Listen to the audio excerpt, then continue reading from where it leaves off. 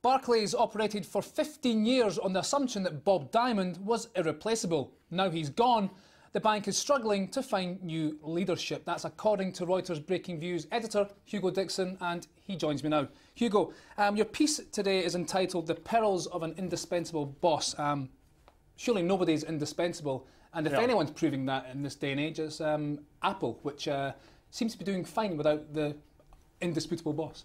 Well, indeed. I mean, I wasn't trying to say that Bob Diamond really was indispensable. What I was trying to say is that if a board of directors, and this is really about board governance, if it operates under the assumption that a boss is indispensable, it is going to get into a frightful mess. But that's up to the board to make sure it doesn't get to that stage. Yeah, partly. It is. It's up to them to first of all to make sure that they have got adequate checks and balances within an organisation, so that one person. Because the problem is, if you think someone's indispensable, then you are going to bend over backwards to do what he wants.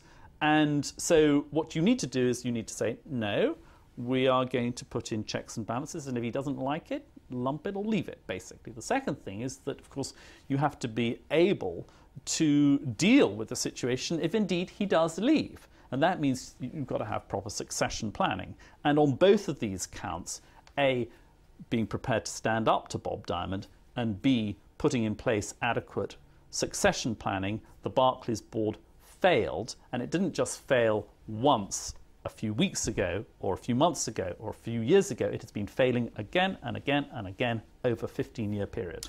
It seems to be more difficult in this day and age, and especially in banking and finance, though, to make sure these checks and balances are in place when we deal with what we increasingly see as the cult of personality. I think it probably, I don't know if it is harder to do it in banking, but I think the consequences, if you fail to have these checks and balances in place in banking, is much greater, because it's not just the shareholders' equity that you're talking about, but the whole balance sheet, which is, you know, even in today's terms, now that they've sort of shrunk the balance sheet, it's probably about 30 times the shareholders' equity or whatever. And the knock-on consequences, therefore, for society, the economy, politics, etc., is much greater than it would be for a much less highly leveraged institution like a, you know, well, I mean, Apple isn't leveraged at all. It's got, you know, or you know, even WPP or Xstrata, which have got big, high-profile chief executives. On Barclays, obviously Bob Diamond's gone, the CEO is gone, their chief operating officer is gone, and the chairman, Marcus Agius, he's resigned, so he's only there for a few more months, perhaps. It doesn't look good at the top. And what happens now with Barclays at that top level? Well, they've got to replace the two key positions. I mean, Marcus Agius, in my view, was not strong enough to be chairman anyway. And so, in a sense, you could say it's good that he's gone. But the manner of both of these people going leaves the place in a mess. The natural internal candidate to replace Agius is Michael Rake, who is the deputy chairman. He is a fairly strong candidate, but some people will say, well, he's an insider, and we really need outsiders to have a sort of fresh breath of air on this.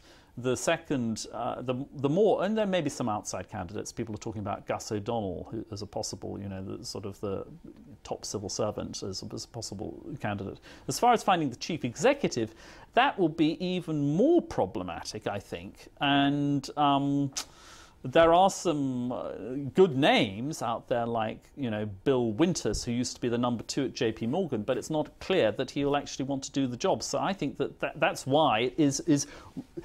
I mean, the bottom line of what I was trying to say is that if you treat somebody as indispensable, you may end up with them actually becoming indispensable. Is that the main dilemma for Barclays now?